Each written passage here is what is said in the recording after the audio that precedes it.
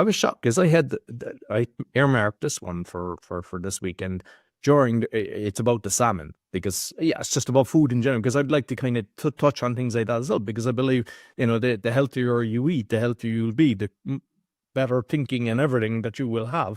But actually, I saw that David had a guy on, and they were talking about all the foods, all the toxins and everything, and they were showing about the energy drinks and everything. I mean, I know all about that, but I was shocked that they were actually showing all this, and like say Pringles and things like that, because they're toxic as you can get.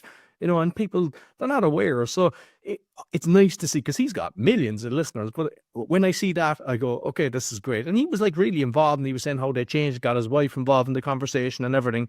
So, even his chef phoned the chef and said, hey, what oils are we using and everything like that. So I like to see that there's more people discussing things like that, because people, when you've got millions of people listening to this, a lot of people will pay attention. So that's good as becoming public.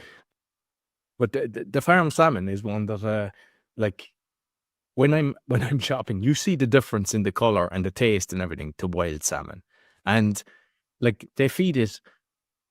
There's so much toxins in the food that they eat. They're in unnatural environment that are just in a little cage. They get they fool them full with antibiotics, because otherwise they start fighting with each other and they get hurt or whatever. So that's why they get infections if they give them antibiotics.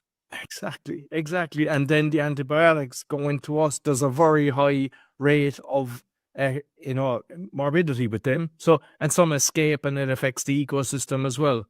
But like, these are so toxic, and people just go in and just get the salmon and just think, when you eat natural pink wild salmon, there's such a difference. It's unreal. I can't touch the other stuff. So just, even if you like it a few days a week, cut down, have it one day a week, but just be aware of what they have and the feed that they're giving them, and they actually don't act normally as well. Like, I mean, and you've got this, like sometimes they say, look at alternatives and everything. I had a food truck before, and I wanted everything to be kind of, MCS. I have it written down there, the Marine Stewardship Council. So MSC.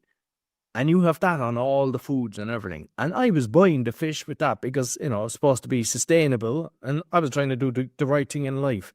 And I was paying a lot more for the fish because of that. And there's a documentary, Seaspiracy, I think it's called. Yeah, Seaspiracy. And it exposed that. It's all a lie. And the reality is, they're getting paid by people that give them the stamp. So they give the stamp, they're getting paid by these fishers. And the whole thing was a lie. So it's just, you have to take so many layers off everything to find out. But that was one I would encourage you to watch, that Seaspiracy. But with the salmon, just do that with everything. Just kind of look where it's coming from. Same with your eggs. I mean, I'll touch on that in another episode, because that was something that I delved into big before.